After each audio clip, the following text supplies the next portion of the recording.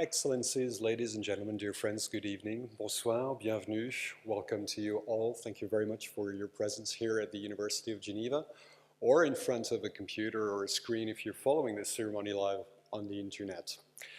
An evening during which we will reward and celebrate three outstanding human rights defenders, or groups of human rights defenders, as their work seems unfortunately more needed every year.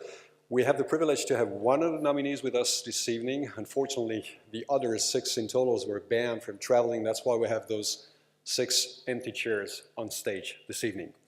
This ceremony also opens the Human Rights Week in Geneva. It takes place at the University of Geneva, and that's why we'll hear from the Dean of the University of Geneva, Monsieur Yves Flukiger.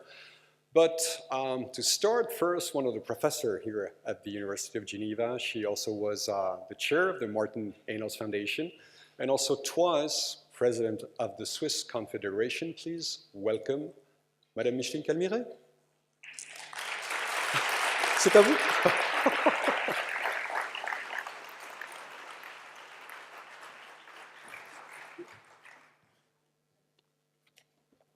Bonsoir, mesdames. Good evening, ladies and gentlemen. Madam High Commissioner, Deputy High Commissioner, Human Rights, Mr. Rector, Mr. President of the Martin Ennals Foundation, members of the jury, ladies and gentlemen, as chairperson of the organizing committee of the Human Rights Week, I have the pleasure and honor of welcoming you here this evening. I'm happy indeed to see so many of you in this room to welcome our nominees and to award this prize. The Geneva University organizes a whole week devoted to human rights since 2013 for the 5th year running, in partnership with the Martin Ennals Foundation, the Federal Department of Foreign Affairs, the Canton and the City of Geneva, the Film Festival and the International Forum on Human Rights, and the UNHCR. We believe that this week is a very important one. It is part of the international agenda, and this year we are going to dwell on the topic of migration and the obligations of member states in a globalized context. Ladies and gentlemen, human rights are not adhered to, they are not respected, and this is also the case as far as migrants are concerned, but they are in fact entitled to be protected according to the Universal Declaration of Human Rights. They are being expelled en masse. Vulnerable human beings are being expelled and deported. So this problem of human rights and the rights of migrants is subject matter for sovereign states. And what are the obligations of sovereign states? There's not a day that passes without human disasters happening within the confines of Europe. The start of this week's human rights conference, we are going to organize a 2-day seminar which will bring together a number of experts, and the proceedings will be published. Wednesday evening, a conference will be held by a famous Italian personality, Madame Giulia Collini, a former mayor of Lampedusa. An exchange of views will be organized on Thursday afternoon with graduates of Geneva, a film. Non-assistants will be shown with together the Mrs. Simonetta will be with us. We are also a member of the Scholars at Risk Association. So throughout this week, the University of Geneva will organize a roundtable. It's a public debate on the legislative problems, and the university, as you can understand, is a place where freedom of speech and thought should prevail. And universities in 1 year have been attacked 227 times in 135 countries. Since the Second World War, the protection of human rights is at the core of international concerns. Slowly but surely, standards have come about restricting the leeway of sovereign states in the idea and the purpose of protecting individuals. Governments increasingly sign binding agreements, international treaties, and major efforts have been made by developing mechanisms to bring to justice those that commit violations of human rights. With the United Nations organizations, the International Court of Justice and the European Court of Justice. So what we see, unfortunately, at the end of the day, that the fact that there are binding measures doesn't mean that these measures will be necessarily adhered to. Ladies and gentlemen, we've come together this evening to award a prize, the Martin Ennals Prize, that rewards the struggle of a single person to see to it that human rights are protected. Human rights defenders take risks, and you know that they need to be protected. The Martin Ennals Prize is here to protect human rights defenders in the whole world by giving their action visibility and notoriety and publicity. This goes with some financial advantages which will help them continue their fight. This ceremony is not just any old ceremony, it's part of a whole program of action. It's a recognition of the risks that are run by persons that have really committed at the risk of losing their life and freedom to defend human rights. And one of our nominees has been able to travel to Geneva to take part in this ceremony. So I'm very happy to count on you. You are amongst those that defend human rights defenders. I'd like to thank you for coming along and listening. Thank you very much.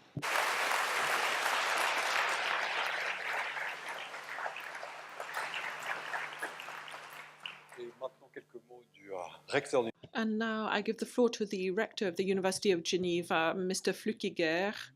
Madame Calmire, our professor, has already made a formal presentation and has greeted all our dignitaries. So I'd like to just start my address by saying, Excellencies, ladies and gentlemen, students, graduates, I'm very happy to welcome you here once a year to this Martin Ennals Prize Awards ceremony.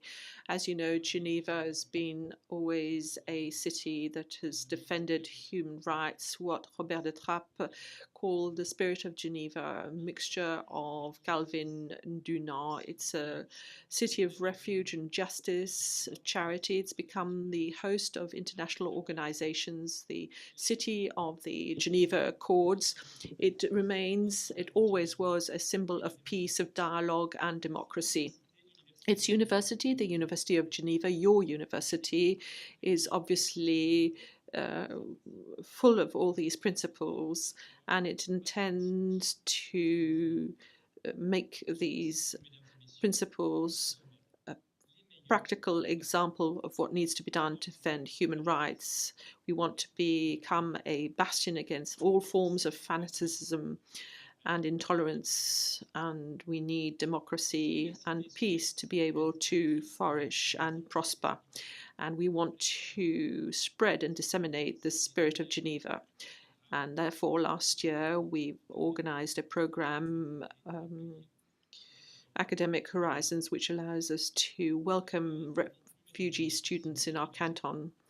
And it's also the reason why Geneva was the first university in Switzerland to become member of the network Scholars at Risk, which allows us to protect, as was said earlier on, to protect researchers that are threatened in their work in their country, and they can come to Geneva and continue their research work.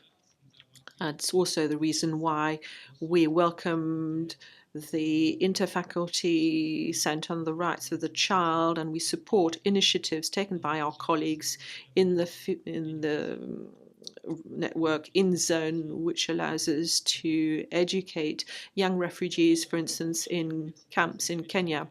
And it's also for this reason that Geneva is the host city for the prize awards ceremony, the Martin Ennals Prize. So it's indeed a tremendous honor for myself and the whole of the university to welcome you here for this prize award ceremony by opening this Human Rights Week. This is the first conference that we are offering throughout the week. It's a tangible example of the fact that men and women who are fighting the fight to defend human rights of their contemporaries need to be celebrated and encouraged so that they continue their fight. I would like to thank in particular our partners, the City of Geneva, the Canton of Geneva, and I would just like to close by inviting you along to the other events of this Human Rights Week. We are going to discuss in particular human rights of migrants. And on Friday, we are going to celebrate our Dies Academicus, and we are going to receive two extraordinary hosts, Mrs. Svetlana Alexievich, Nobel Prize laureate. Unfortunately, she won't be able to come along. She will be represented at the ceremony, and Mr. Benashur, who's an expert in constitutional law. He comes from Tunisia. I wish you a very pleasant evening, and I'm very happy to be with you this evening so as to celebrate this award of the Martin Ennals Prize. Thank you very much. Merci, Monsieur le Recteur. Thank you, Rector. As I said, we will be introduced to the work of the three 2017 Martin Ennals Award nominees. I'm sure most of you know the meaning and the importance of this award, but for the newcomers, and I hope there are many, whether here or abroad, we'll show you a brief film in the memory of Martin Ennals, the founder of this award, a film that will be followed by a few words by Dick Austin, who is the chair of the Martin Ennals Foundation.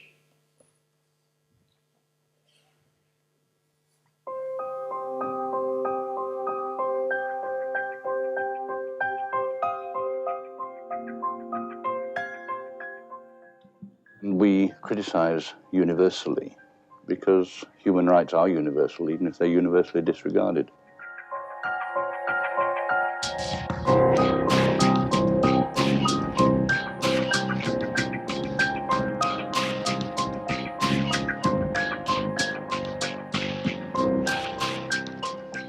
I think there is less cynicism about human rights in a curious way than there was. There is still double talk, double standards. There always will be. We can never be out of date. There will always be infringements of human rights. And the work which we were doing is part of the overall pattern of human development. Whatever the political system, whatever the country, whatever the cultural background, whatever the religion.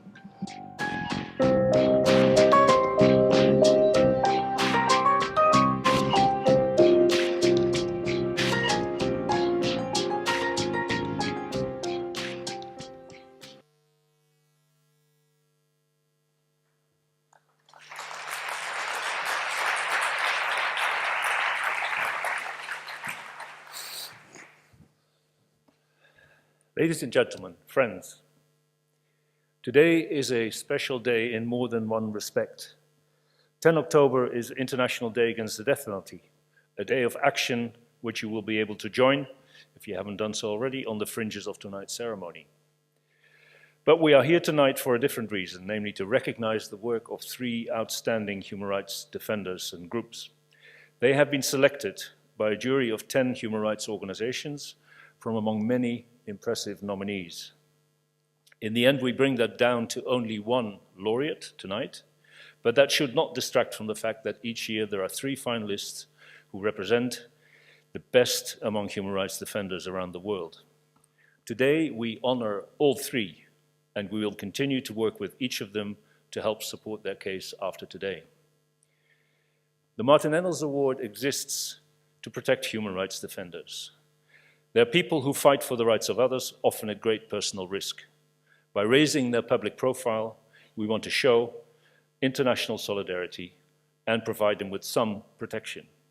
Your participation tonight is a contribution to this effort. So let me introduce the finalists and their representatives. You will come to know them through their film portraits in a few minutes, and also in their own words when they come to speak. Unfortunately, as already was mentioned by Michel Cerruti, only one of our three finalists has been able to come in person. And I warmly welcome Carla Avilar, who, as a transgender woman in El Salvador, grew up on the streets of that capital city, suffering all manner of abuse, including discrimination, exploitation, violence, imprisonment. These experiences have forged Carla into a formidable advocate of the rights of transgender people. With three others, Carla founded Concavis Trans, which was created to defend and promote the human rights of LGBTI persons, with a focus on those living with HIV, as she does. In a society where violence is endemic, Carla has lived under threat for years on end, and that is not finished. All the more reason that we are very happy to have you with us today, Carla, and we also welcome your mother, Rosa. And then to the other two finalists here represented by their families and friends. Mohamed Zari is the Egypt country director for the Cairo Institute for Human Rights Studies, responsible for its legal research, media outreach, and national advocacy. The Cairo Institute's work was influential in the Arab world, and particularly in Egypt, of course, which resulted in death threats to its director, who was forced, with his regional staff, to move abroad to continue their work. He is here tonight. Mohammed chose to stay and is now banned from travel and facing judicial reprisal. He is a legal scholar as well as an activist who is widely seen as a unifying figure, bringing together the human rights community in Egypt to advocate with a common approach. It is our pleasure to welcome Mohammed's wife, Shima Abdelaziz, and their two young daughters, as well as the director of the Cairo Institute, already mentioned, Bahi Al-Din. They will receive the award, the nomination on Mohammed's behalf. Finally, a group of outstanding human rights defenders from Cambodia. Free the 5KH refers to 5 activists who were detained for more than a year on account of their work with the Cambodian Human Rights and Development Association ad hoc. Recently released after 427 days of pretrial detention, they are now awaiting trial. There were widespread international calls for their unconditional release and to stop judicial harassment of human rights defenders generally in Cambodia, all of which comes in the context of an increasingly severe crackdown on civil society and the political opposition in Cambodia. The 5 are banned from travel, as already mentioned, but I'm happy to welcome San Vate, daughter of Mr. Yi Sok San, and Un Bunari, daughter of Mrs. Lim Moni. You will see them later. A particularly painful aspect of the plight of human rights defenders is the suffering of their families. This year, again, our finalists and their families have paid and continue to pay a high personal price. I recall in this context also that our laureates from the last 2 years, Ahmed Mansour from the United Arab Emirates and Ilham Tohti from China, remain in jail. The work for them continues. Over to some other business. Before announcing the 2017 laureate, I want to acknowledge our donors. They provide us with financial support and also credibility. The decision to donate sends a strong signal that the protection of human rights defenders is important and that the Martin Ennals Award plays an effective role in that effort. Geneva is the capital of human rights, so it is right that this award is presented here. We are grateful for the support from the Swiss Confederation, the Canton of Geneva, a private local foundation, and in particular our partner, the City of Geneva, who host the ceremony here during the University of Geneva's Human Rights Week. I want to thank in particular Deputy Mayor Sandrine Salerno, who has championed this partnership with the city for years. It's also an international award, of course, as reflected by our international donors who are known for supporting human rights defenders. We have had many throughout the years, and there will be many more to follow, but at the moment, we're talking about the governments of Ireland, the Netherlands, Denmark, and Norway through its Human Rights House, and Brood voor die Welt as also a strong contributor, non-governmental. Why do these donors support us? I want to mention here our jury of 10 major non-governmental organizations defending human rights that provide unique credibility to the Martin Ennals Award.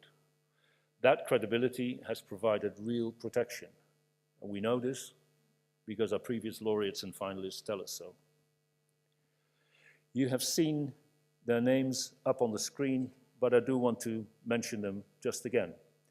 Human Rights Watch, Frontline Defenders, Human Rights First, the International Federation for Human Rights, FIDH, the International Service for Human Rights, Docs, Evangelisches Werk für Diakonie und Entwicklung, the International Commission of Jurists, the World Organization Against Torture, OMCT, and of course Amnesty International, which, as we just saw, Martin Ennals led in its formative years as its first Secretary General.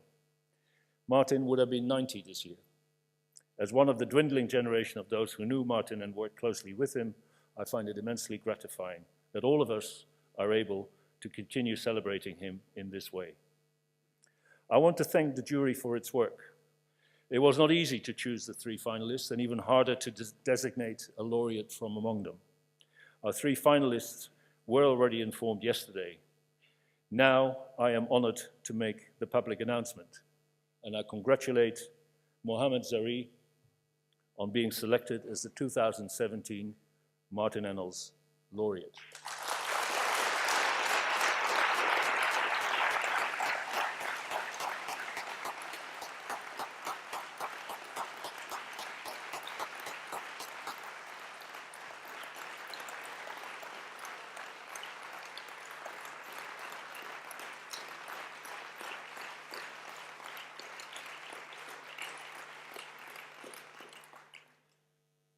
Thank you, ladies and gentlemen. Thank you for being here. Thanks for your supporting these courageous men and women.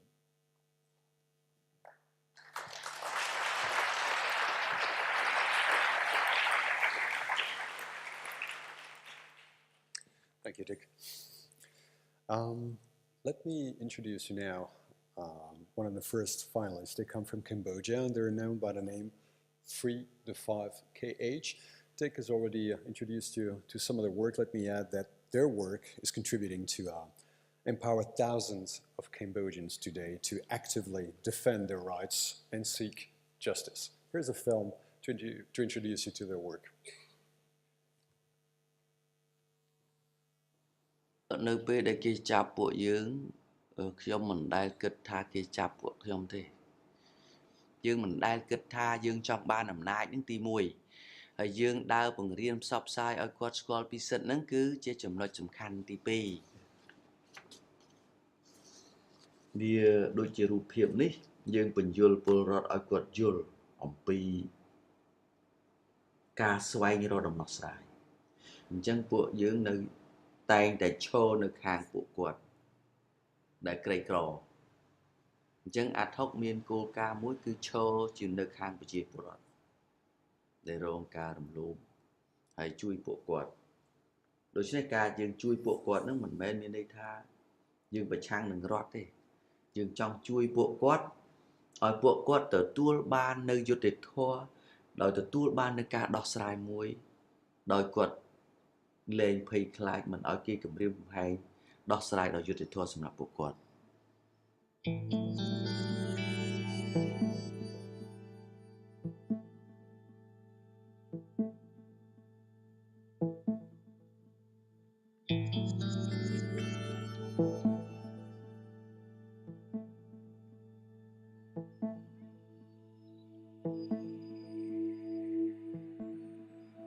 ក្នុងការងារខ្ញុំជាអ្នកការពារសិទ្ធិមនុស្សនឹងខ្ញុំប្រកាសជាប្រឈមប៉ុន្តែមិនដឹងថាតើប្រឈមកម្រិតណាអីកម្រិតណា ខ្ញុំគាត់តែដឹងថាការចាប់ខ្លួនការឃុំខ្លួនហ្នឹងវាជាការប្រឈមមួយសម្រាប់អ្នកការពារសិទ្ធិមនុស្សទូទៅហើយ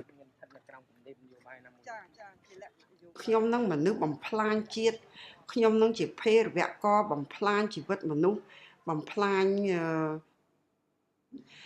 ខ្ញុំតែងតែគិតថាកន្លងមកខ្ញុំធ្លាប់ទទួលការគំរាមកំហែងច្រើនពីការងាររបស់ខ្ញុំហើយខ្ញុំមានការយល់ឃើញថាការងារនេះត្រូវតែប្រឈមមុខជាមួយនឹងអ្នកដែលរំលោភបំពានដូច្នេះខ្ញុំត្រូវតែតាំងស្មារតីតាំងអារម្មណ៍ខ្លួនឯងថាសភាពការបែបនេះខ្ញុំត្រូវតែរក្សាជំហរខ្លួនឯងក្នុងការរស់នៅពន្ធនាគារហ្នឹងមិន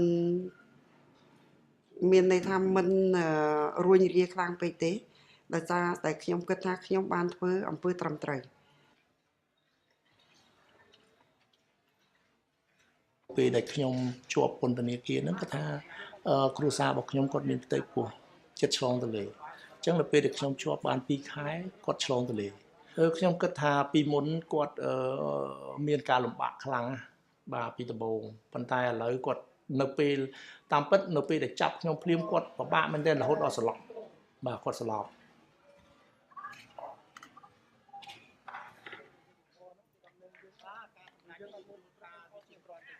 ចឹងមួយឆ្នាំ2ខែនេះគឺថាយើងទទួលនៅការប៉ះពាល់ទៅដល់ទី1ផ្លូវអារម្មណ៍របស់យើងខ្លាំងបាទផ្លូវអារម្មណ៍នេះគឺថានៅពេលដែលខ្ញុំជាប់ដំបូងនោះគឺខ្ញុំដេកពេលខ្លះស្រក់ទឹកភ្នែកបាទជាមួយយើងគាត់គាត់តែបានប្រព្រឹត្តបទល្មើសលួចបទល្មើសប្លន់បទល្មើសបករបួសស្នាមសម្លាប់មនុស្សអីចឹងណាហើយយើងទៅសម្រាកនៅជាមួយគាត់ When you go to the prison, you are classified as prisoner. You are classified as criminal. So everybody, every guard and police, they look at you as prisoner. So first, you need to be low profile. Let them look down on you. And then step by step, you show them that you are different. Even in prison, you do good service to other prisoners in need. យើងតែងតែប្រឹក្សាយោបល់ច្បាប់អំពីនីតិវិធីនៃការការពារខ្លួនស្របច្បាប់របស់យើងជាអ្នកទោសហ្នឹងចំពោះមុខច្បាប់ដោយសារតែអ្នកដែលមកពឹងពាក់យើងប្រឹក្សាយោបល់ហ្នឹងភាគច្រើនហ្នឹងគឺគាត់ត្រូវគេចាប់ខ្លួនដោយបំពានដែរ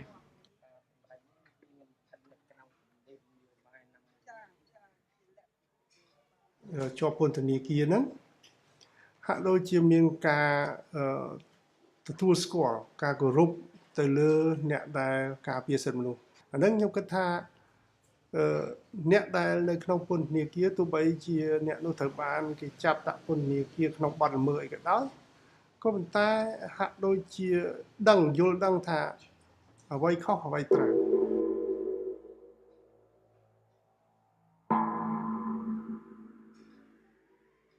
ក្នុងរយៈពេលដែលយើងបានជាប់នៅក្នុងពន្ធនាគារនេះយើងឃើញថាមានពិសេសជាងគេនោះយើងឃើញថាមានការគ្រប់គ្រងពីមហាជនច្រើនមហាជនទាំងក្នុងស្រុកទាំងក្រៅស្រុកមានអង្គការជាតិអង្គការអន្តរជាតិអញ្ចឹងខ្ញុំគិតថាទោះបីជាតុលាការក្នុងប្រទេសមិនឲ្យយុត្តិធម៌ដល់យើងក៏ប៉ុន្តែការផ្ដល់យុត្តិធម៌មកលើពួកខ្ញុំគឺទៅលើមតិរបស់សហគមន៍ជាតិនិងសហគមន៍អន្តរជាតិ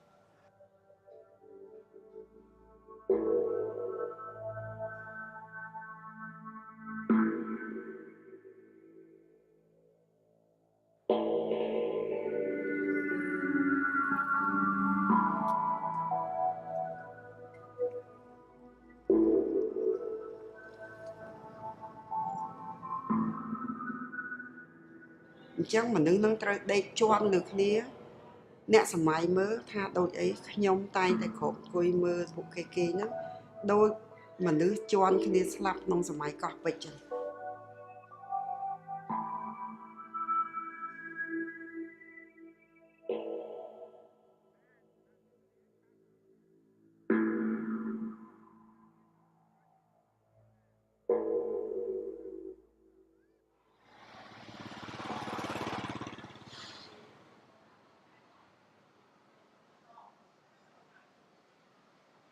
លោកគ្រូទាំងអស់មកហើយនឹងអ្នកគ្រូសូមឲ្យទម្លាក់ការចោទប្រកាន់ដោយអយុត្តិធម៌ដើម្បីមកជួបជុំបងប្អូនយើងទាំងអស់គ្នាហើយអរគុណច្រើនយើងទ្រាំទ្របានមកដល់ថ្ងៃនេះក៏ដោយសារតែមានការគ្រប់គ្រងហើយដោយសារតែយើងដឹងថាយើងមិនបានធ្វើអ្វីខុសយើងបានធ្វើអំពើត្រឹមត្រូវហើយ We defend everybody that become victims, not only ordinary people, ranking from like community people, land victims, lawmakers, or politicians. We also defend the police being trapped as a victim. That's why the government doesn't like the way we defend people who the government identify as opposition to them, that the government want to crack down, want to divide, want to destroy. គោលការណ៍សិទ្ធិមនុស្សជួយពលរដ្ឋដែលមានការភ័យខ្លាចនៃគេរំលោភដូច្នេះហើយបានជាពួកយើងសិទ្ធិមនុស្សហ្នឹងគឺថាយើងមានគោលការណ៍មួយយើងធ្វើយ៉ាងណាយើងបញ្ចុះបញ្ចូលធ្វើម៉េចកុំឲ្យគាត់ភ័យខ្លាចថាពួកយើងនឹងប្រឈមទៅនឹងរឿងច្រើនបាទឈមរឿងអាចរឿងដល់សម្លាប់រឿងដល់រត់យើងប្រើពាក្យថាឲ្យនេះតិចថារត់ចោលស្រុកគេថាសុភាសិតខ្មែរថាបើយើងធ្វើជ្រូកវាត្រូវតែស្ទឹកទឹកក្តៅណាអានោះវាអញ្ចឹងណាបាទអញ្ចឹងយើងអ្នកធ្វើសិទ្ធិមនុស្សវាត្រូវតែជួបបញ្ហាអស់ហ្នឹងបាទយើងគិតបំផុតទេបាទ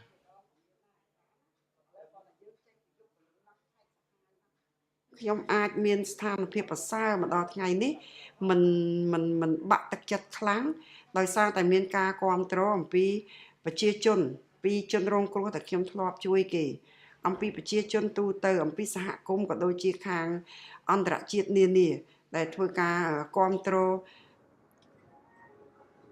ច្រើនជាងអ្វីដែលខ្ញុំបានដឹងកាលពីខ្ញុំមិនទាន់ជាប់ពន្ធនាគារតែនៅក្នុងនោះគឺថាមានអ្នកជាប់ឃុំរាប់ពាន់រាប់រយរាប់ពាន់អ្នកដែលគេមិនបានមកប្តឹងដល់អង្គការសិទ្ធិមនុស្សហើយសុទ្ធតែទទួលរងនៅការរំលោភសិទ្ធិមនុស្សដែរតាមអ្វីដែលអ្នកជាប់ឃុំរៀបរាប់ប្រាប់ខ្ញុំនឹងគឺថាភាគតិចណាស់ដែលមិនទទួលរងការធ្វើទារុណកម្មធ្វើបាបវាយគឺភាគច្រើនសុទ្ធតែវាយឲ្យស្លាប់រហូតដល់ស្លាប់នឹងធ្វើទរណកម្មផ្សេងៗទៀតអញ្ចឹងអ្វីដែលខ្ញុំដឹងព័ត៌មាននៅក្នុងពន្ធនាគារជាព័ត៌មានមួយសំខាន់ដែរបាទដោយសារតែគាត់ពិបាកហើយគាត់ភ័យប៉ុន្តែនៅពេលដែលឃើញសហគមន៍ឃើញអីគេយកចិត្តទុកដាក់គេជួយគ្រប់គ្រងយើងនឹងធ្វើឲ្យគាត់មានមោទនភាពទៅវិញឥឡូវនេះរហូតដល់គាត់មានការសប្បាយរីករាយឃើញបងប្អូនយើងគាត់បាត់អាភាពភ័យខ្លាចទៅបែរជាគាត់មាន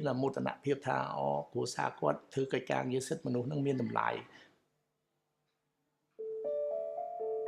ដូចជានេះការទៀមទាការបាតកម្មលើកបដាលើកអីទៀមទាយុទ្ធធម៌នឹងឯងដែលចង់បង្ហាញថាឲ្យអាជ្ញាធររដ្ឋនឹងទៅដោះស្រាយជូនគាត់មិនមែនឲ្យអាជ្ញាធររដ្ឋនឹងទៅប្រក្រាបគាត់ទេអញ្ចឹងកន្លងមកបើសិនជាអាជ្ញាធររដ្ឋនឹងគាត់ទៅជួយប្រជាពលរដ្ឋមានន័យថាវាគ្មានរឿងអីដែលត្រូវរំលោភសិទ្ធិទេអញ្ចឹងការងារបេសកកម្មផងសមាគមអាត់ហុកនៅតែបន្តធ្វើការជួយប្រជាពលរដ្ឋទៀតលុះត្រាតែនៅក្នុងសង្គមយើងគ្មានការរំលោភសិទ្ធិទើបអាត់ហុកចប់បេសកកម្ម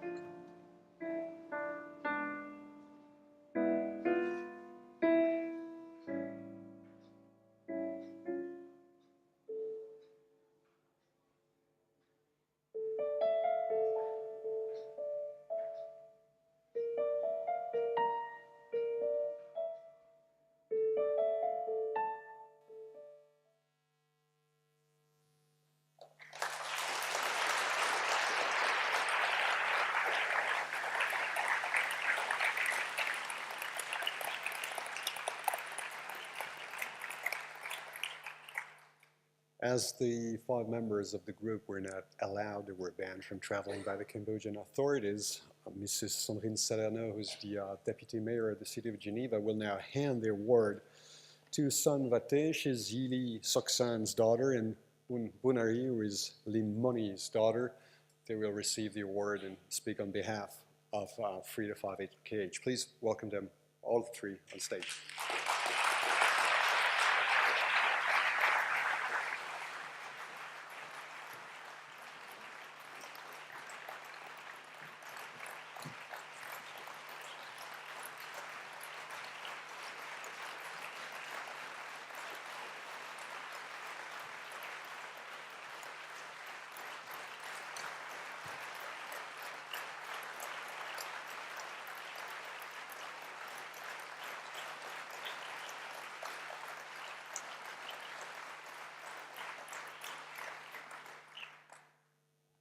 First of all, I would like to pay my high respect to Venerable Monk from Cambodia and also ladies and gentlemen who are attending here.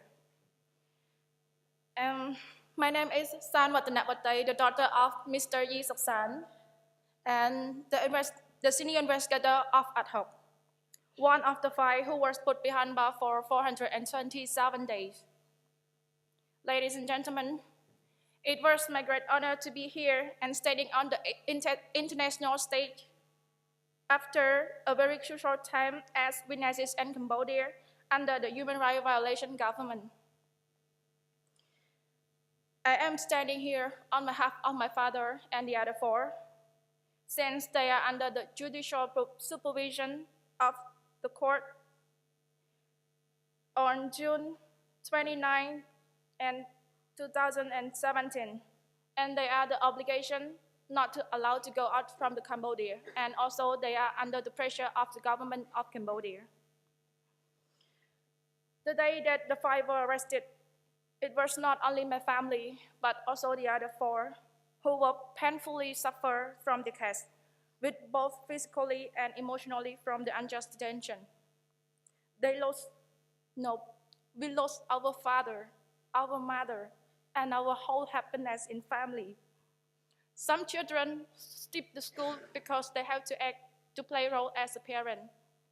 And then after that, there is no warmth in the family at all. And the housewife have to live with the tear by waiting, but didn't see their husband come back home for dinner. And today, we are Cambodian. We are really proud of our parents, because we are standing on the international stage today to represent the 5, and now the 5 was recognized by the international human rights around the world. Ladies and gentlemen, on behalf of the ad hoc 5, I would like to thank the jury for selecting us for this award. And this award was encouraging the 5 that they are not guilty, they are not doing anything wrong, and their job was recognized by the international human rights in the world. And at the end, fight for human rights and fight for democracy for Cambodia. Thanks for your attention.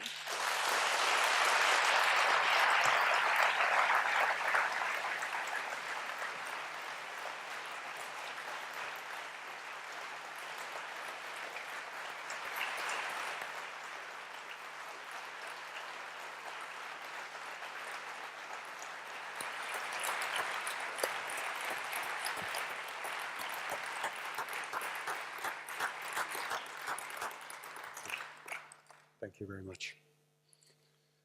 We will proceed now with our second outstanding human rights defender who is honored this evening. Her name is Carla Avelar. She's from El Salvador. She has dedicated her life to defending nationally and internationally the human rights for LGBTI persons, HIV-affected persons, migrants, persons of deprived of liberty in situations of vulnerability, as well as victims of discriminations due to their sexual orientation or gender identity. And when I say that, I can say that she really has stood up for these rights. She has been wounded by 14 bullets in 2 separate attacks. She's been raped, imprisoned, tortured, exposed to political persecution. Here's a film on her work.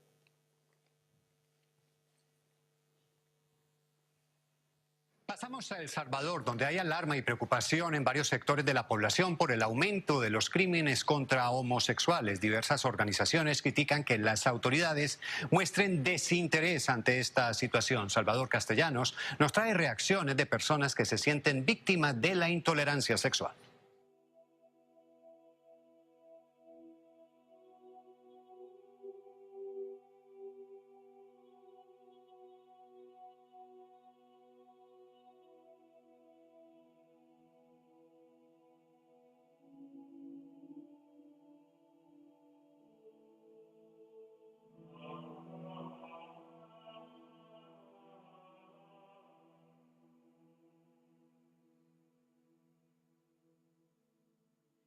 Antes te insultaban. El ataque era más verbal. Si bien es cierto, años atrás era mucho más complicado caminar por las calles de El Salvador, también es cierto que no ha cambiado mucho en la actualidad. Ahora atentan contra tu vida. Ahora es la sociedad silenciosa que hoy no te ultraja, pero que te está matando. Creo que es a raíz de que no hay leyes que garanticen los derechos de las personas LGBTI. La sociedad está acostumbrada a regirse bajo los términos que las diferentes iglesias predican y que hacen que la sociedad mantenga un perfil de discriminación, un perfil de rechazo que está enraizado en nuestra sociedad.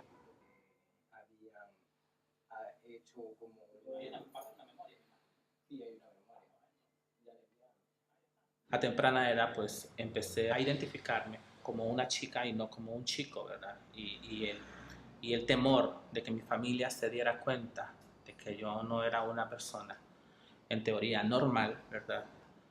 También a los 9 años fui violada por un primo y eso incrementó mi necesidad de salir de mi lugar de origen.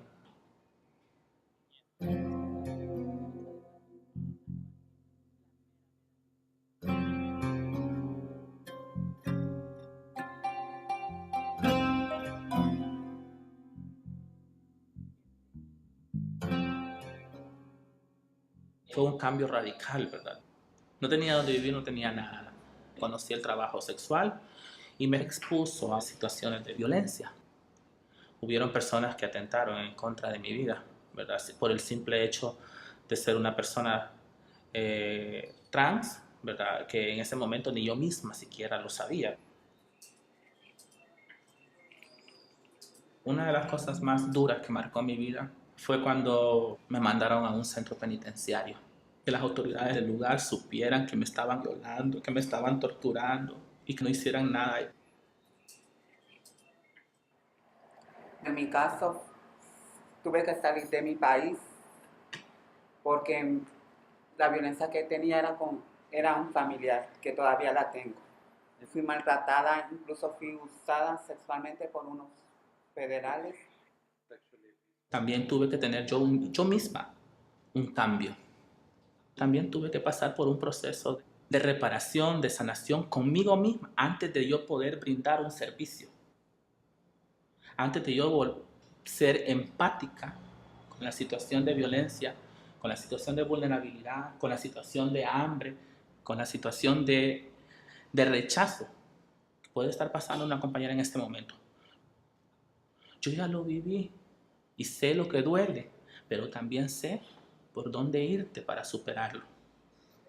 Y eso me permite ser un canal de tranquilidad, de paz y tener la confianza que tienen mis compañeras en el trabajo que yo estoy ejerciendo en este momento, que para mí no es un trabajo, es mi razón de ser.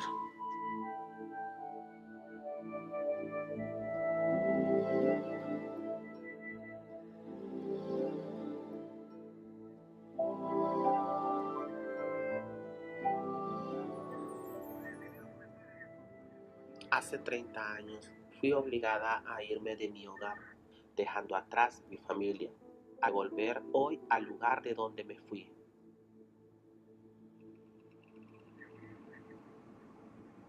Mira que ese árbol es viejo, ¿eh?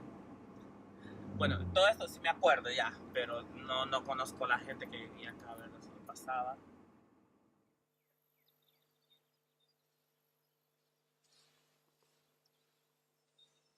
Ahí nací. Ahí viví con mi abuela, con mis hermanos, con mi mamá.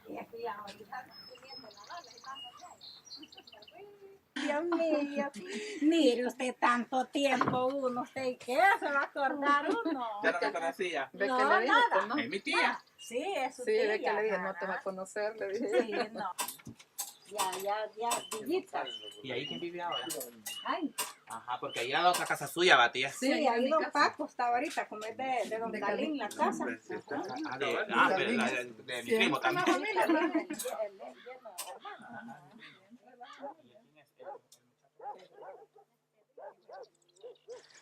Pues tenía un poco de miedo de venir. No de desconfianza, sino que miedo de encontrarme nuevamente con el pasado. Y dale a Dios que todo va a salir bien, ¿verdad? Es duro llegar a un lugar donde no tenés quien te reciba, No, pues claro. quien no te dé un plato de comida, comer basura de la calle, tía, dormir en la calle. Sí, es duro. Yo lo viví en carne propia. Ahora, lo que usted me está contando todo esto, yo ignoraba por completo.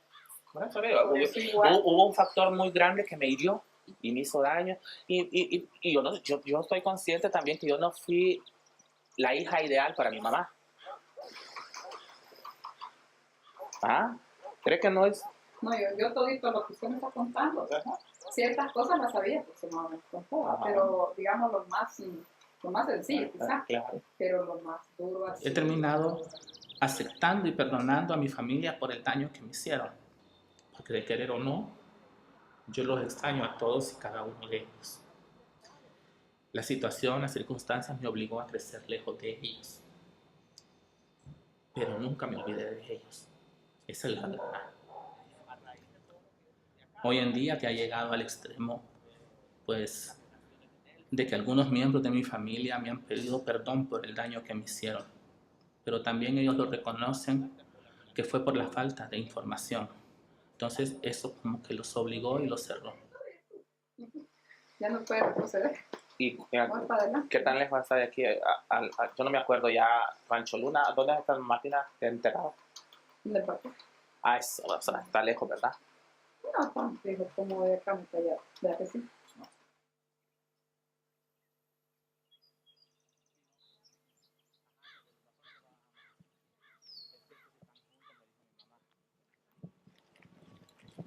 Aquel día para cuando cumplió años antes, que no fue. Ya están secas. Todo esto está seco. Pero no tengo llave.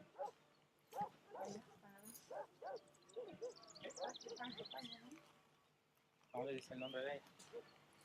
Ahí está. Ahí está Don Juan. Sí.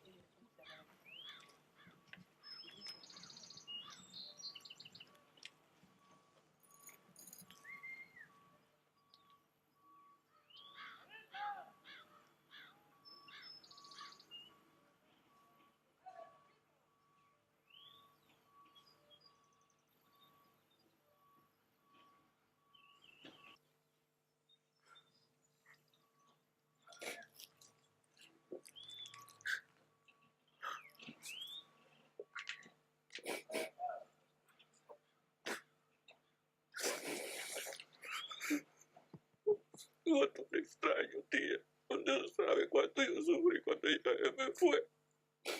Hijo, lo sé. Ella fue la única que me aceptó. Me acuerdo cuando regañó a mi mamá porque no me aceptaba como era. Ya ve que ella la quiso hasta el final. Así, ¿verdad? Sí, yo sé que lo sigue haciendo, me sigue cuidando y todo eso. Pero... Ella desde el cielo le pide porque las almas piden por ella. Ella le pide a ella. No sé por qué. A veces la vida está injusta.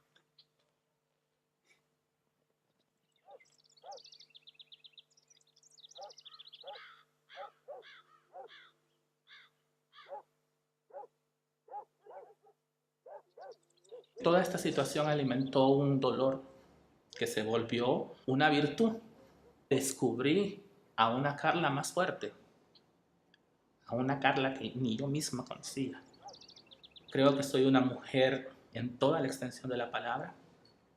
La profesión que me dio la vida, conocer la realidad de cerca, ahora me permite reclamar mis derechos, ¿verdad?, de una forma más prudente y hacerle ver al Estado, al gobierno, que su irresponsabilidad o su falta de compromiso está causando daño en muchas personas. Y no solamente en las personas gay, lesbianas, bisexuales o trans, sino que también afecta a los vínculos familiares y que va más allá. Apegado al trabajo que puede hacer el Estado salvadoreño es la intervención de los mecanismos internacionales que insistan o que exijan o que demanden que el Estado salvadoreño dé cumplimiento a los tratados internacionales que ha firmado y que ha ratificado además. Y aparte de eso, ahora que le dé cumplimiento. El interés es que esto beneficie a un país que necesita de reparación y de mucho respeto hacia el prójimo.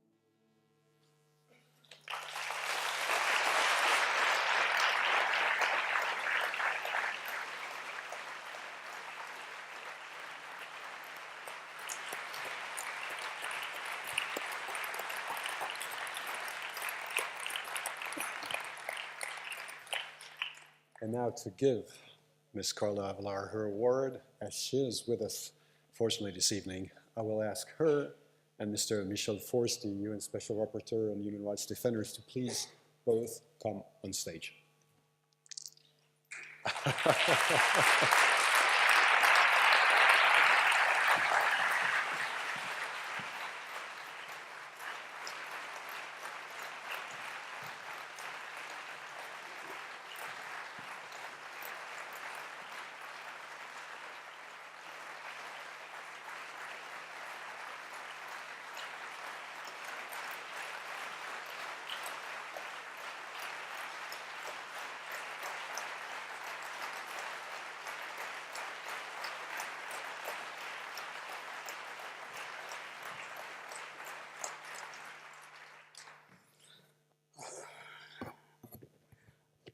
Muy buenas noches.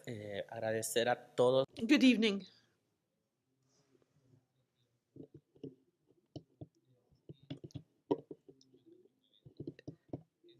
A dudas, pues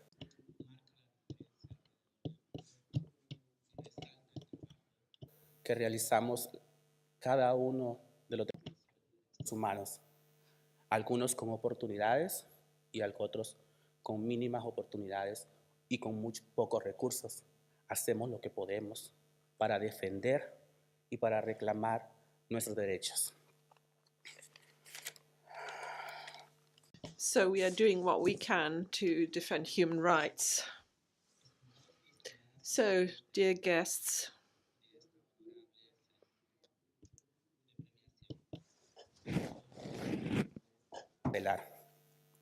Orgullosa as you know, my name is Carla, y activista de El Salvador desde hace 21 años. Deseo iniciar este discurso por darme la oportunidad de estar acá en este momento, puesto que gracias a su apoyo y fe en mi persona y mi trabajo es que puedo tener el honor de compartir y dirigirme a ustedes en este momento. A quienes tengo decoro de agradecer por darme esta importante oportunidad y reconocer su apoyo en mi formación como activista de derechos humanos.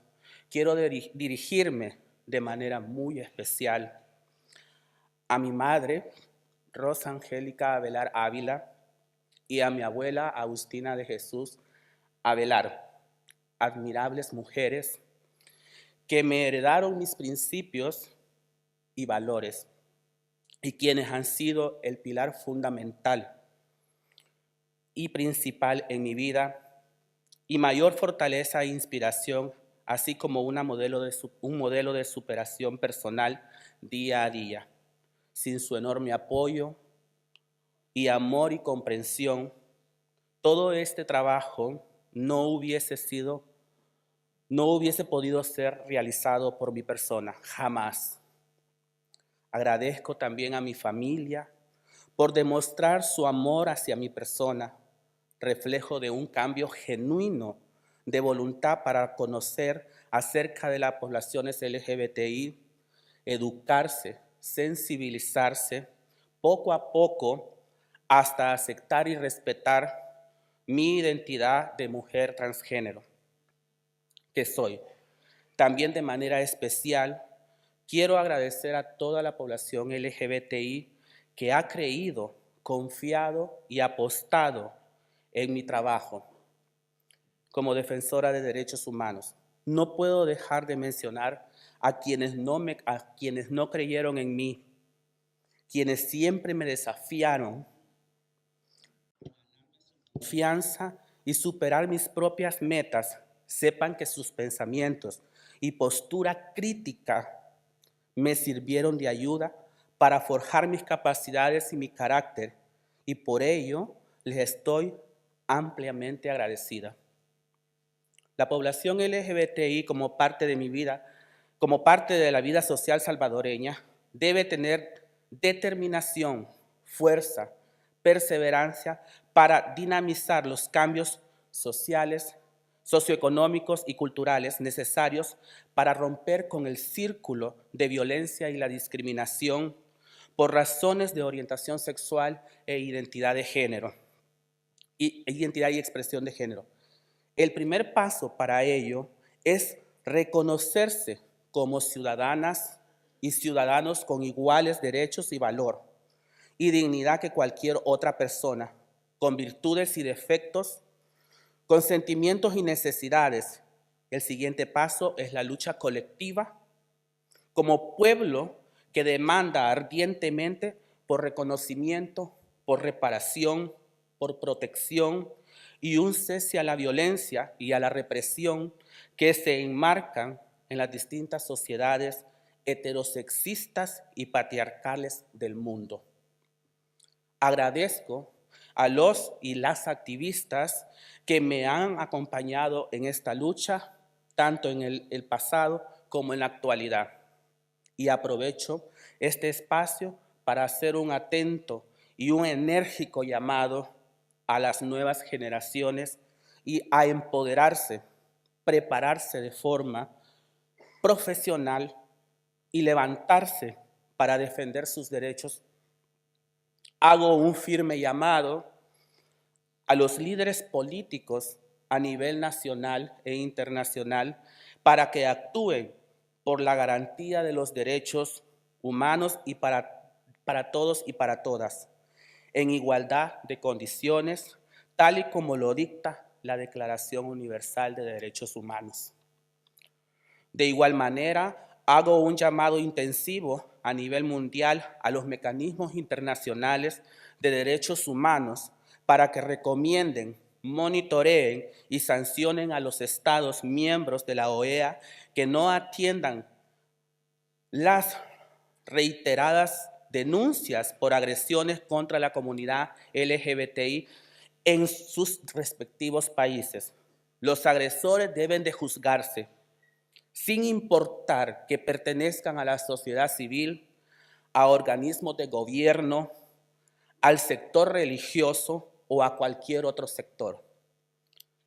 Agradezco también de forma muy especial a Human Rights First, a las ONGs miembros del jurado y particularmente a la Fundación Martín Ennals por su incansable trabajo y por el reconocimiento que realizan año con año para los defensores y defensoras de derechos humanos alrededor del mundo.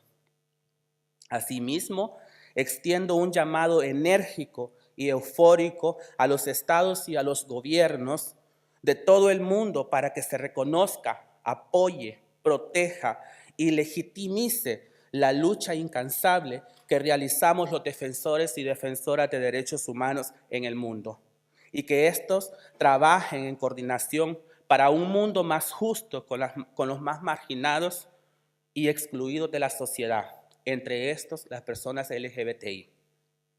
Aprovecho también para incentivar a los mecanismos e instituciones internacionales con mejores recursos y que defiendan los derechos humanos, apoyar el trabajo que realiza la sociedad civil en Centroamérica y el mundo entero.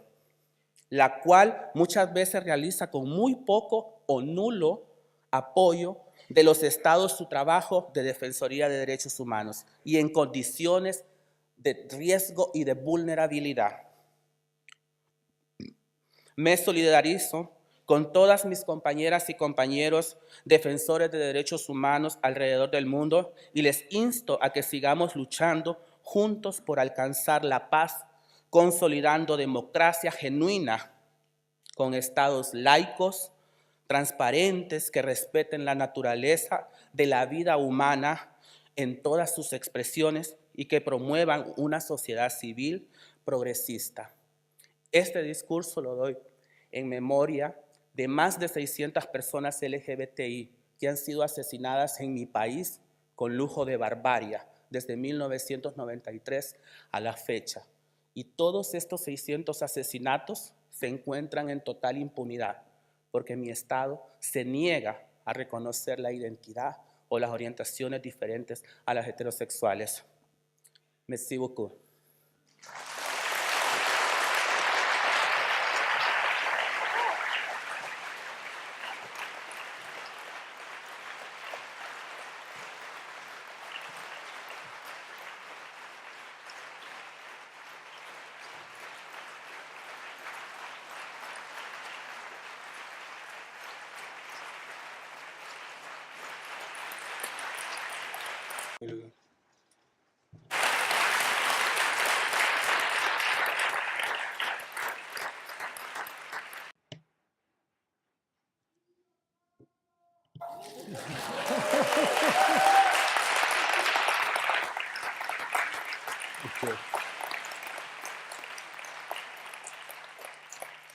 Thank you so much. Thank you. Gracias. Also with us this evening, the United Nations Deputy High Commissioner for Human Rights, Mrs. Kate Gilmore. She will hand the 2017 Human Rights Awards for the Martin Ennals, Award for Human Rights Defender shortly. But first of all, she wants to share her thoughts about the human rights situation in the world today, and I'm sure she has a lot to say. Mrs. Kate Gilmore.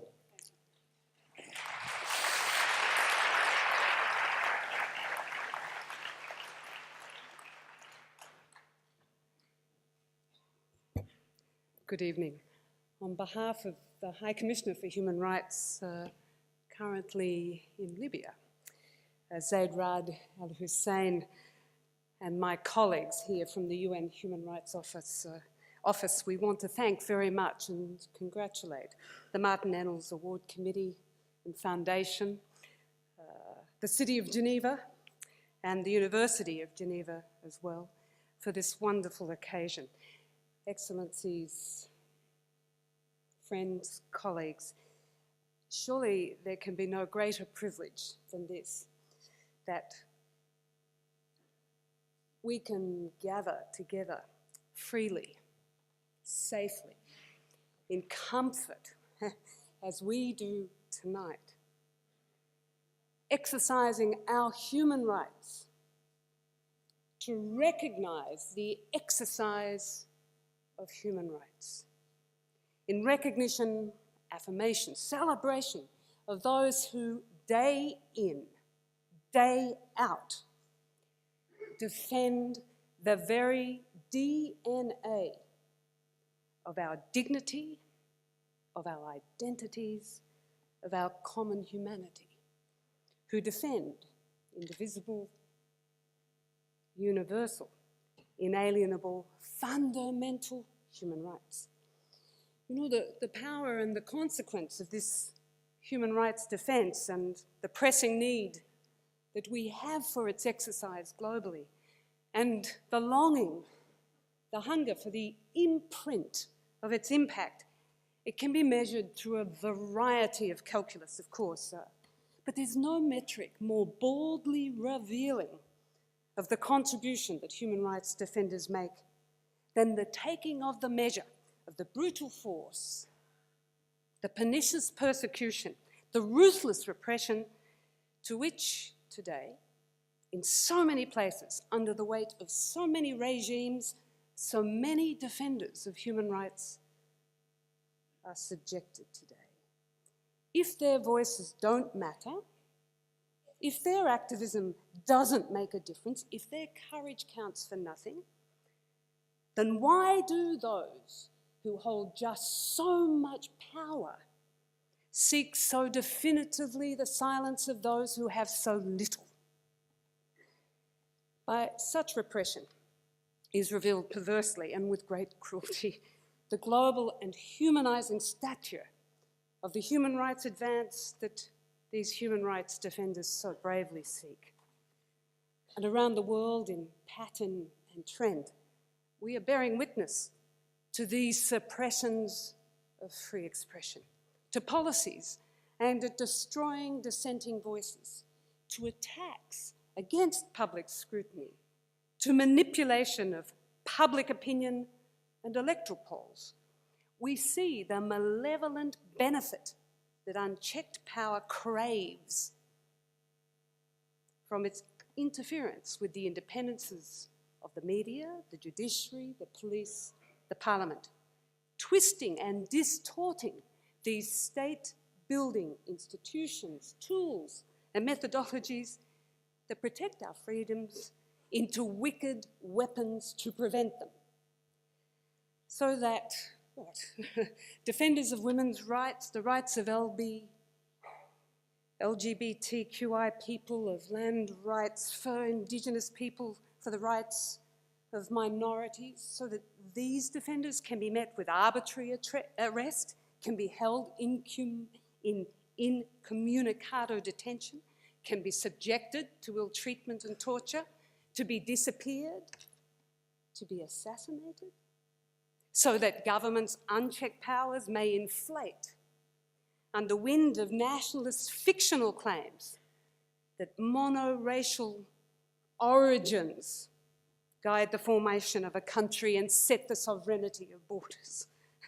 That authorities' reach may expand as populists whip up firestorms of hatred and of violence against minority communities, so that the rule of law and the principles of public accountability can shrink as journalists, lawyers and judges who strive to work with integrity and independence are dismissed, are arrested, are worse, so that the work of civil society, of non-governmental organisations that stand up for people's rights may be obstructed by abusive regulation, by smear campaigns, hamstrung by impossible administrative regulation, by threat of exorbitant fine, by misuse of the judicial system to coerce them into silence.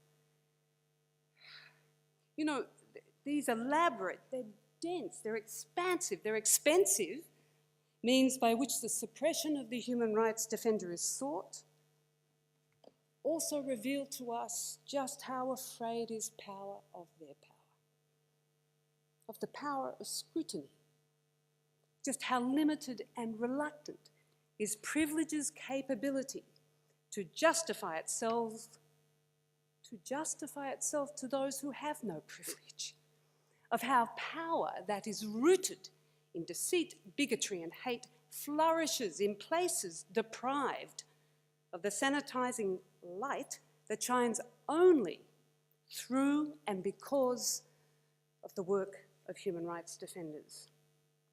In landscapes today of crushing violence and repression, human rights defenders continue to stand up. And by their courageous stands, we are reminded to our very core that, as US Supreme Court Justice Brandeis put it, the most important office is that of private citizen. Allow me just to linger here for a moment then on the distinguished holders of that most important office, the private citizens who tonight are the nominees and the laureate of the 2017 Martin Ennals Award. You know, Carla, it's extraordinary to watch your story. In El Salvador, you have been subjected to repeated threat. You've been subjected to discrimination violence just because of who you are, in addition to the extraordinary work you do. Public officials have failed you. Institutions responsible for upholding justice for your rights have not served you.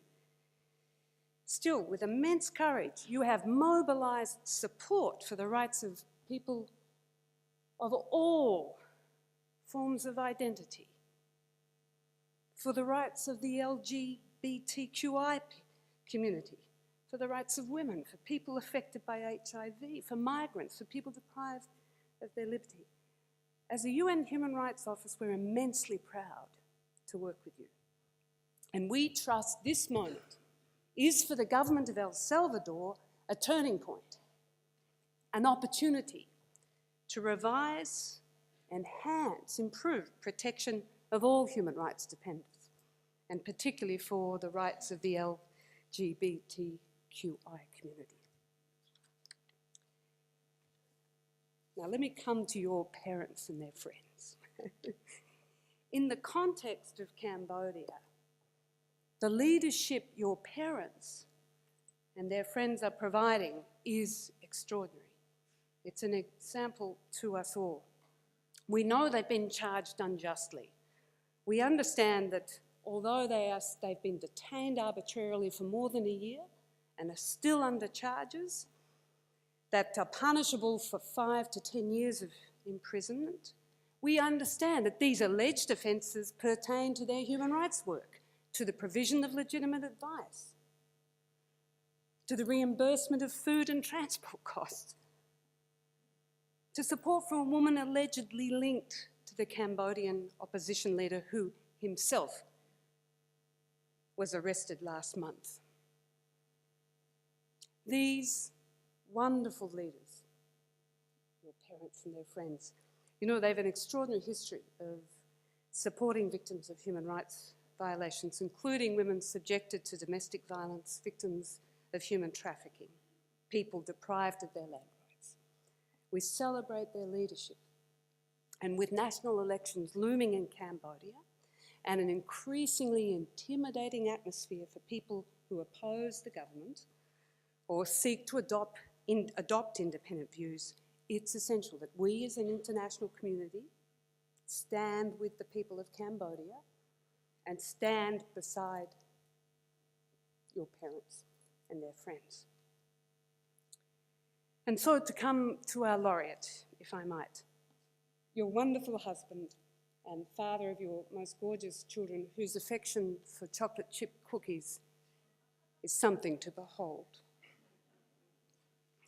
You know, he sets for us an extraordinary example of courage, because we know for many human rights defenders across Egypt, the need under threat to life, threat of violence has been to flee. And we know that 43 NGO workers have been sentenced to imprisonment.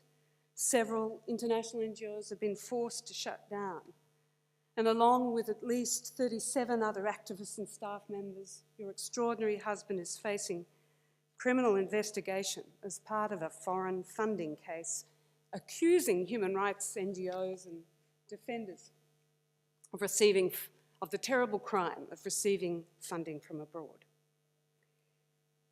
5 months ago, during interrogation, your husband extraordinarily was accused of intending to harm Egypt because of his role in assisting this human rights mechanism we call the Universal Periodic Review, to which every country in the world contributes. It's a United Nations human rights mechanism. He's been accused of harming Egypt for his contribution to a United Nations process, and he now, if convicted, faces up to 25 years imprisonment. Friends, we must understand Egypt's civic space is being obliterated under force of ongoing arrests, intimidation of human rights defenders, of journalists, of political dissidents, together with the blocking of more than 400 human rights websites and media outlets. Again, the international community must not abandon you. We must stand with you.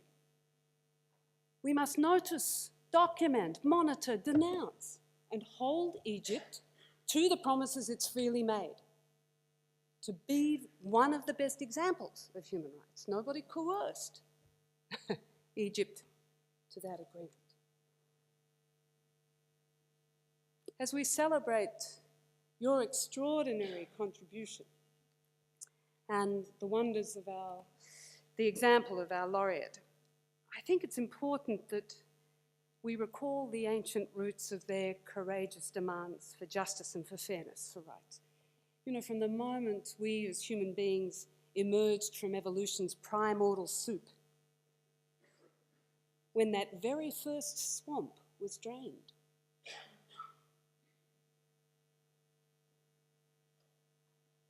we have sought, created, and benefited from civil society spaces and the activists that populate them. Theirs are the actions of the social connectedness that shapes our lives, that weaves us into society. We need their voices for our survival, to solve our shared problems, to denounce the unfairness to which we are subjected, and we need their dissent to help invent, innovate, and elevate. Even in the darkest cells of the cruelest prison, in the midst of resource-depleted refugee camps, in a fragile settlement perched high on a remote mountaintop, shuffling along the barely shoulder-wide alleyways of sprawling slums, littered among the words of the street worker and the market stall owner, heard in the mutterings of farm labourers, the chanting of Indigenous peoples, the call of student protesters, however sputtering or flickering, however overshadowed by coercive state power, and without, I remind you, in the absence of any well-intentioned, measurable interventions by global elites, still you will find those who do not lie down. Still there you will find those who will not be silenced, those who will stand up. They're standing up for us. It's older than history. There can be no present that can rightly deny us this gift.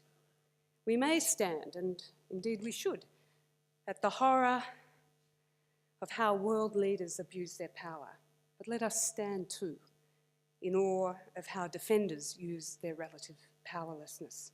Human rights defenders, empower them, support them, celebrate them, honour them, join them.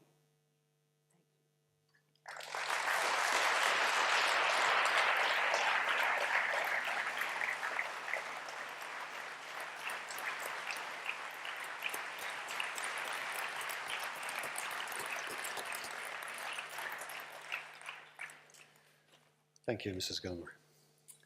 As Dick Austin announced, and so did Kit Gilmore, this year's laureate is Mohamed Zedia from Egypt, a devoted activist and legal expert specializing in human rights advocacy with an emphasis on freedom of expression and association. But due to his tireless advocacy, Mohamed Zedia now is currently under investigation, facing a high risk of prosecution and life imprisonment, as well as ban from traveling, as we stated at the beginning of this evening.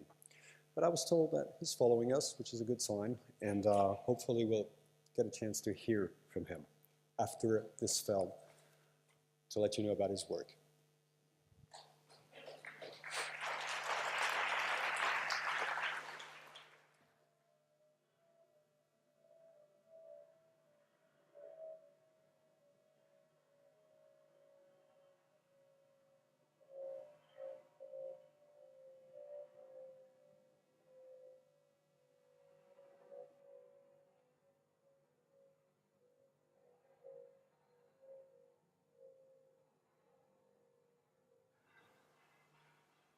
It's a very difficult feeling.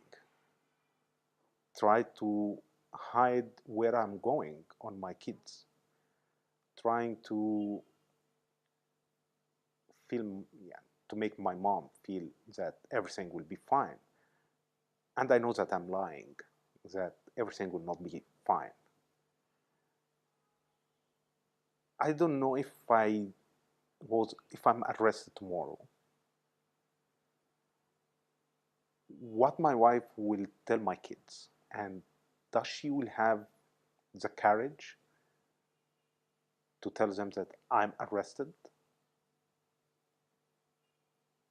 Is she will be in a good situation to lie on them and tell them that your father is not here, he's traveling on a business trip? I've been charged with charges that could put me in jail for 25 years. I will waste a lot of time. My kids will grow up and I'm not with them.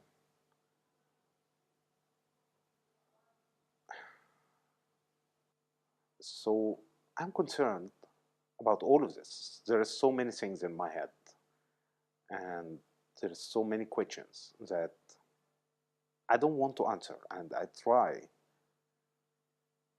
to escape from answering those questions. Because I want to be tomorrow appear in front of the judge as a strong person, not hesitated, and to be proud of what I've did and everything I've done. Thinking of all of those questions and try to find an answer, this will make me somehow uncomfortable and hesitated.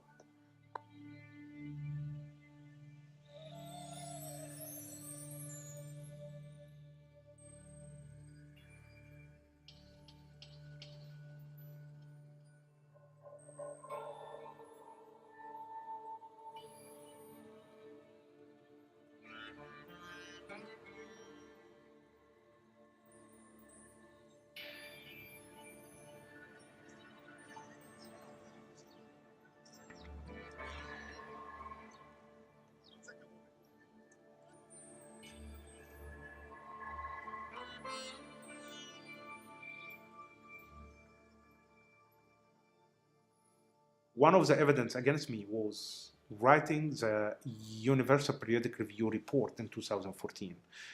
And this is something that I proudly told the investigator that, yes, I wrote this report. And I am very proud of all the efforts that have been done in this report. This shows that the Egyptian government does really care about its international image. They want their narrative to be dominated, and no other narrative or no other discourse of what's happening in Egypt. With every terrorist attack, there are more repercussions taken by the government, and I'm afraid that those repercussions is not targeting the real threat, which is the Islamist radicals group, but it's targeting the peaceful groups, human rights defenders, political parties. I'm afraid that the government is taking an opportunity to make their hand more tight and strong over the society, to declare the state of emergency, to pass new, very repressive laws, to arrest more people.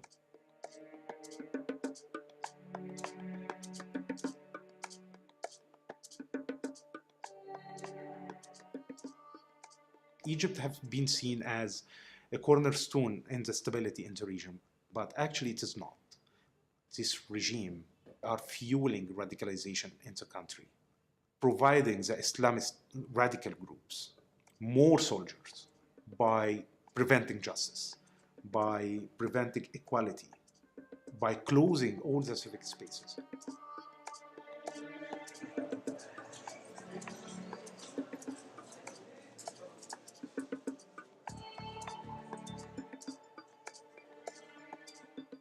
The government needs to know that they do need civil society. They do need human rights defenders. We are not the enemy of any government. We are not the enemy of anyone. We are just like an alarm for the government that things are not going good and things are not running smooth. So you need to change your policies.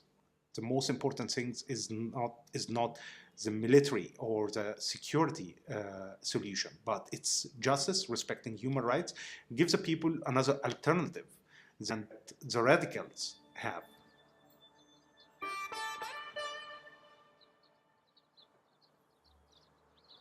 I've been working in the human rights field since I have been graduated from Faculty of Law. But actually, I always dreamed to be a pilot. But now it's very difficult even to achieve this dream, if there is any opportunity to achieve it. But it's very difficult because I never heard about a pilot that under travel ban. I don't stand unjust, and I hate to be silent when there's something I feel that it's wrong. For me, if I remain silent, for me and for all my colleagues, will not be happy with ourselves, will not be comfortable. But if we choose to be on the side of the government, I don't think that we are going to respect ourselves.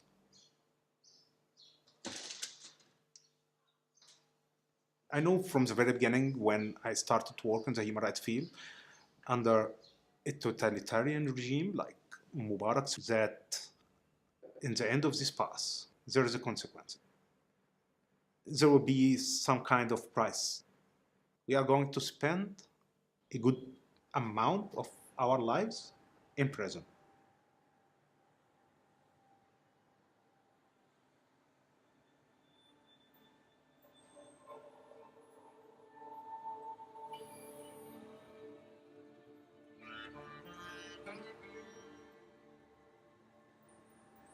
I don't know how I should be prepared to go to prison.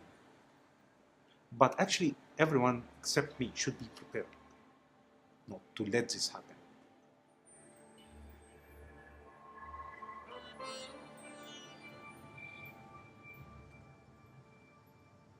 But I feel that I will be arrested sooner or later.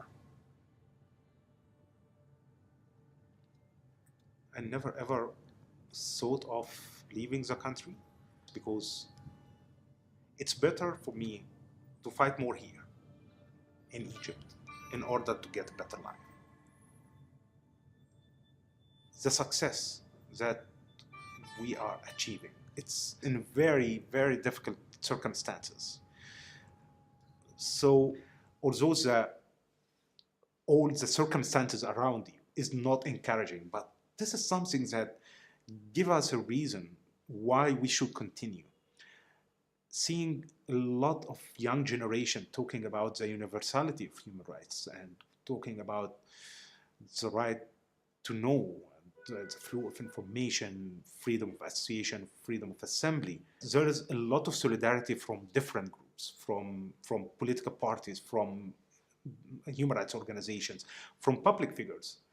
This is actually the fuel that we can, that let us move, and this is actually the food that's keeping us alive.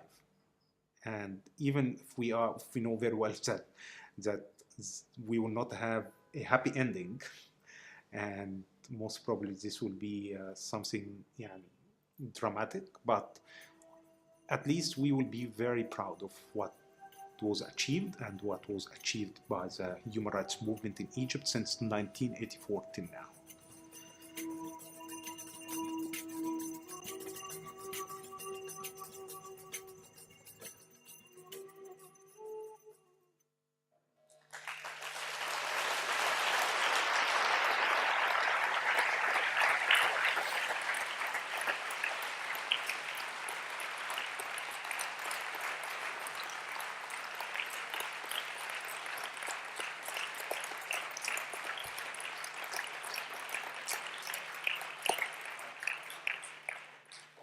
We've been following the script quite well so far, but I think we're going to modify a little bit this ceremony. As I've been told, we have Mohamed Zaria live with us, so please welcome him first.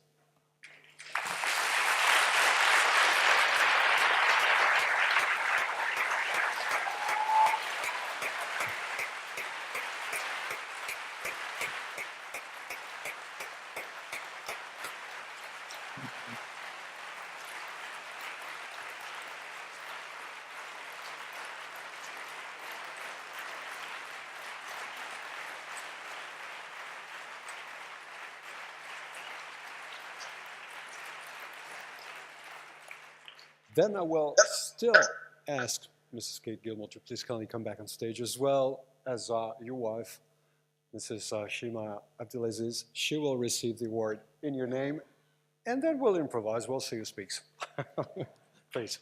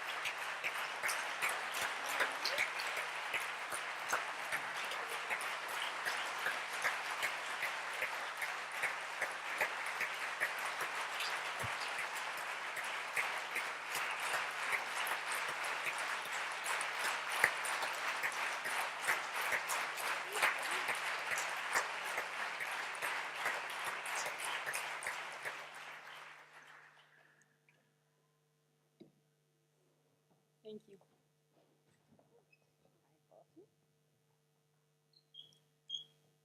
Thank you very much. Dear friends and colleagues, thank you so much for honoring my husband today. Our daughters, Layla, Lily, and I value this tribute to the work of my husband and his comrades. It means so much to us and raise the spirits of our children, who now see who their father is, what he does, and what he and his colleagues in the Egyptian rights movement are facing.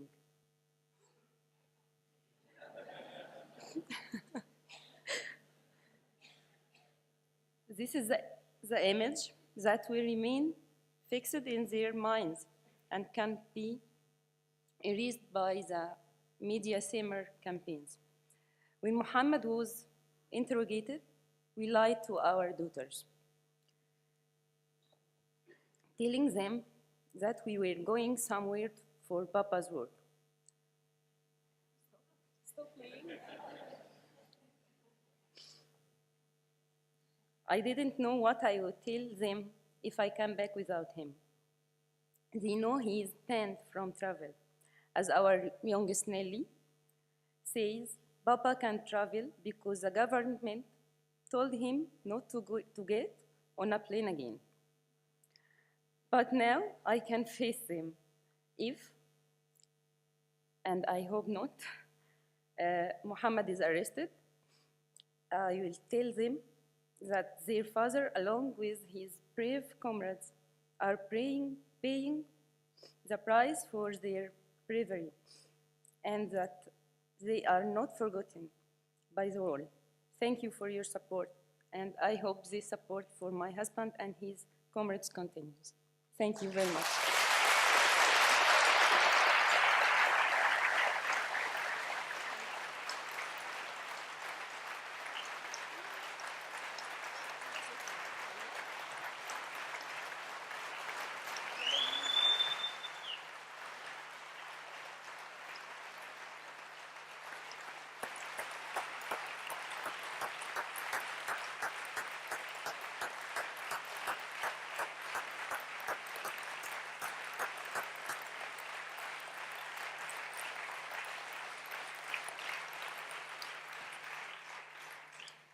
We have the image, but I think we have the sound as well. So, Mr. Zaria, good evening, and we're all ears to listen to you. Thank you very much. Colleagues and friends, thank you for allowing me to speak with you today and celebrate the work and sacrifice of human rights defenders from around the world. I'm deeply honored and grateful to be recognized by the esteemed Martin Ennals Award and profoundly humbled to be nominated beside defenders like Carla Abler and Frieza 5KH. You really inspired me and dare us all to dream about a better tomorrow. Thank you for your courage. I do not view this honor as a recognition of my work alone. Instead, This award belongs to the tens of thousands of Egyptian citizens who have been tortured, imprisoned, disappeared, or killed over the last 6 years for nothing more than standing up to corruption and tyranny through peaceful means. This award belongs to the many Egyptian human rights defenders who currently face the most formidable threats they have confronted since the emergence of the right movement in this country, but who still continue to fight for freedoms and dignity despite constant attacks against them, including defamation campaign, travel ban, assets freeze, torture, enforced disappearance, and the imminent threat of life imprisonment. This award belongs to the dozens of Egyptian human rights organizations that government is attempting to shut down even as I speak, part of a systematic campaign aimed at the eradication of one of the most dynamic human rights community in the world. This award also belongs to my colleagues and friends at the Cairo Institute for Human Rights Studies, who give me strength and support on a daily basis, as they do for many human rights defenders throughout the Arab region. Honored attendees, the nominees in this year's ceremony represent the varied threats that human rights defenders and communities increasingly face in many places in the world. The case of Egypt is only one example. The Egyptian human rights movement is a part of a global human rights movement, and the global movement is also under threat. And so we must come together from all regions of the world and stand side by side if we are to emerge stronger from this critical moment in history. For those in the audience tonight who are European citizens, our fates as citizens are also deeply connected. Your freedoms and rights depend on also defending the freedom and rights of the Egyptians. This is not just a nice slogan, it is a reality unfolding before our eyes.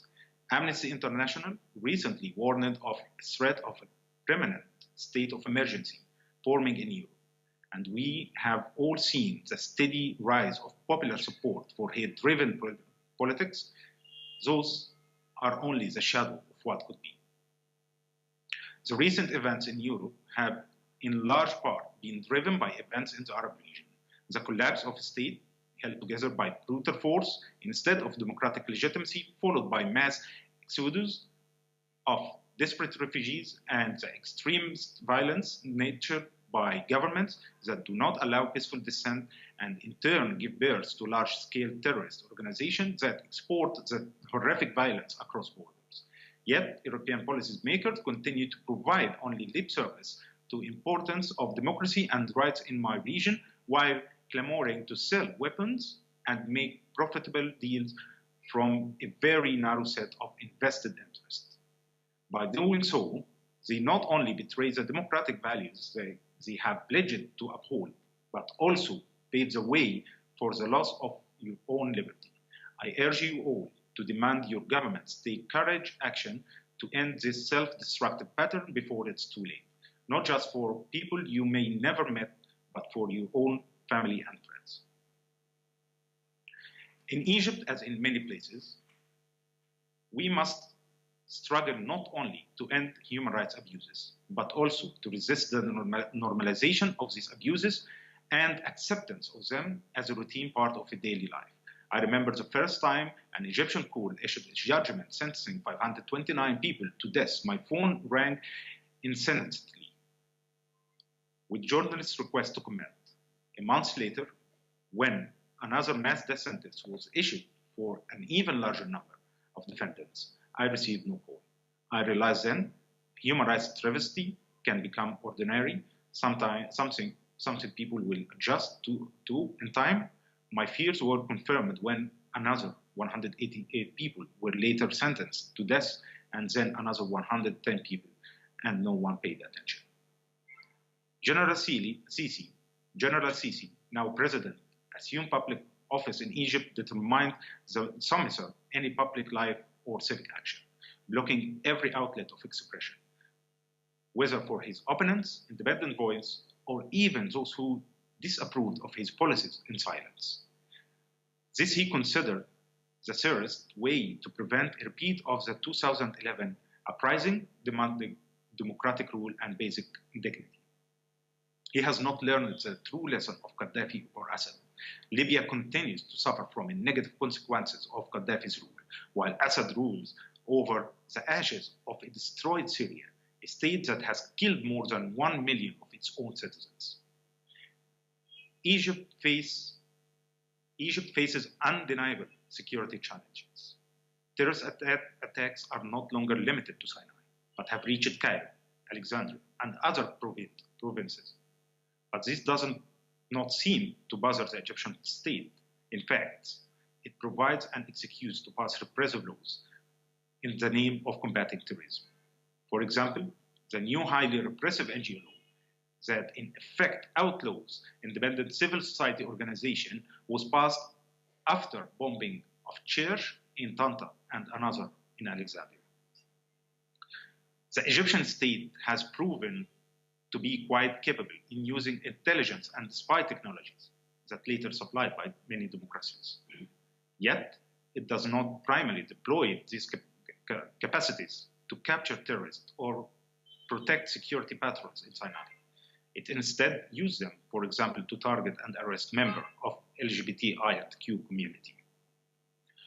These are just few examples in Egypt that highlight the issue that those that struggle against oppression around the world face, and which we must confront together as citizens from every walk of life.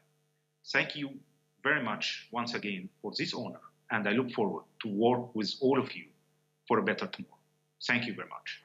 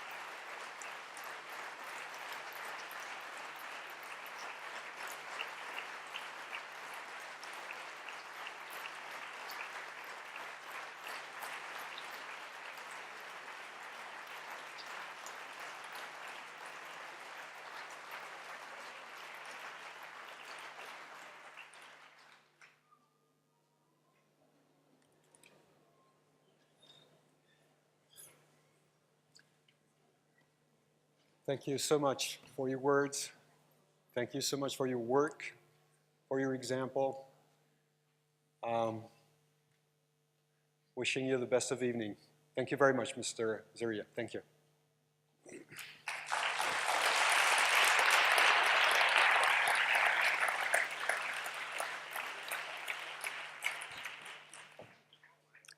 Okay, let's try to go on and to conclude this ceremony now. Please welcome back Mrs.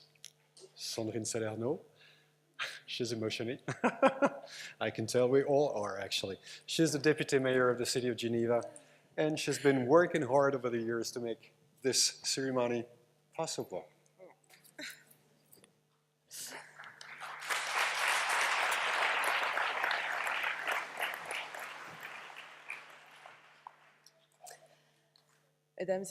Ladies and gentlemen, dear friends, I have a fantastic speech, but this evening I don't think I'll be able to read it out, this prepared speech of mine.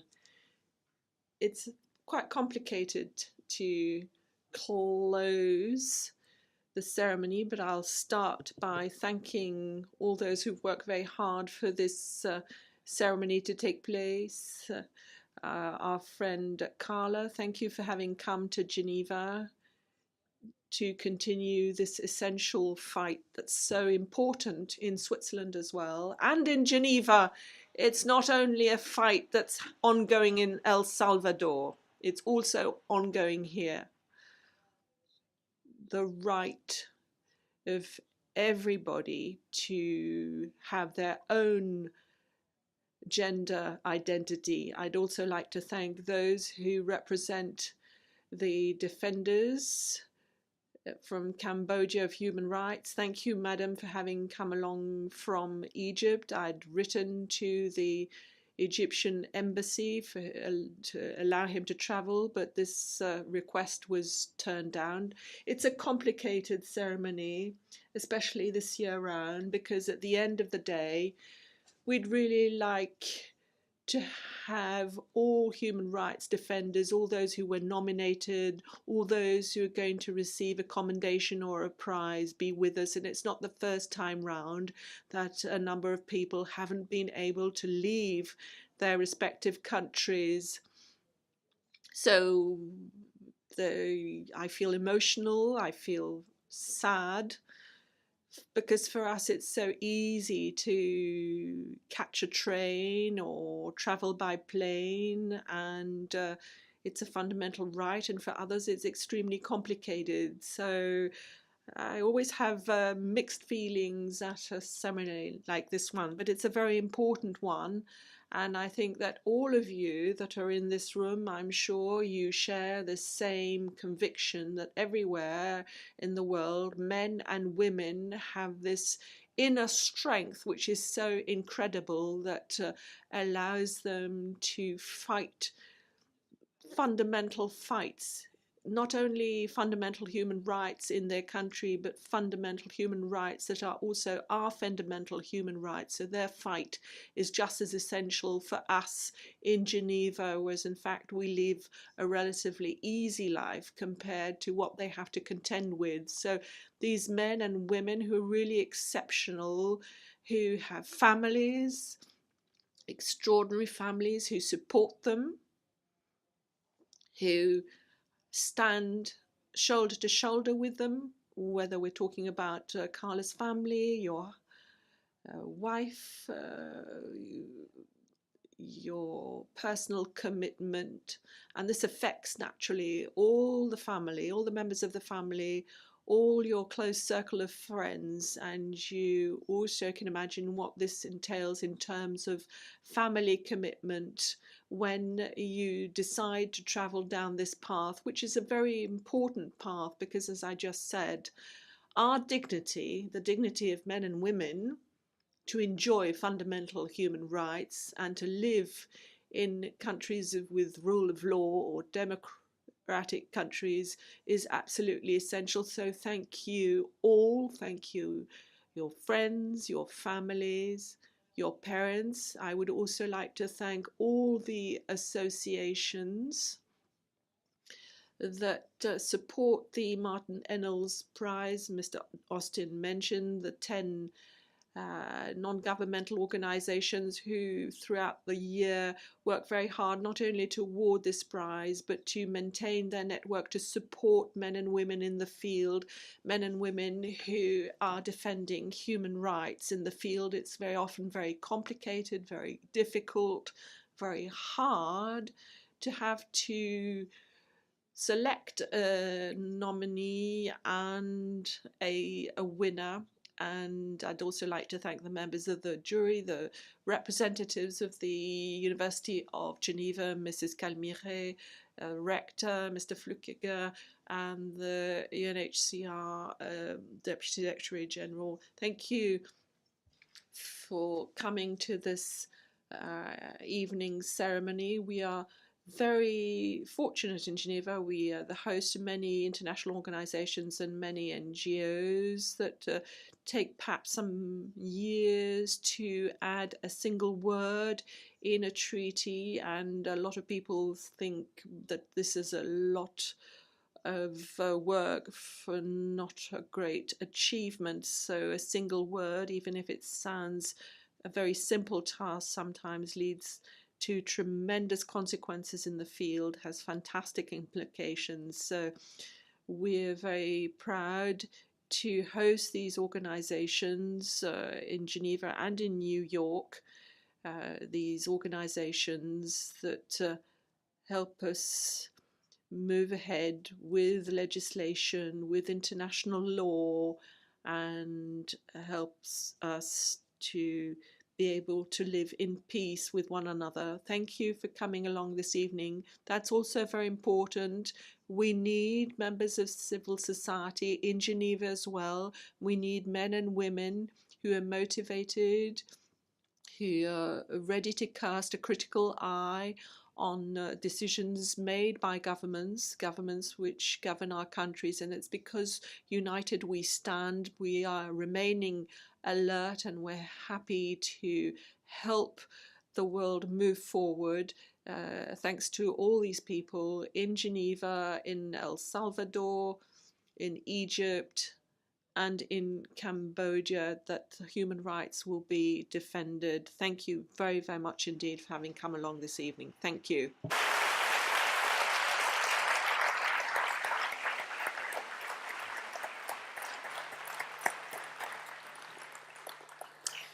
Merci Sandrine pour ce discours revisité. Thank you, Sandrine, for this sort of final speech. Human Rights Defender Ceremony has now officially come to a conclusion, to an end. Thank you again very much for showing your support, which is of course always appreciated. More than that, it's needed.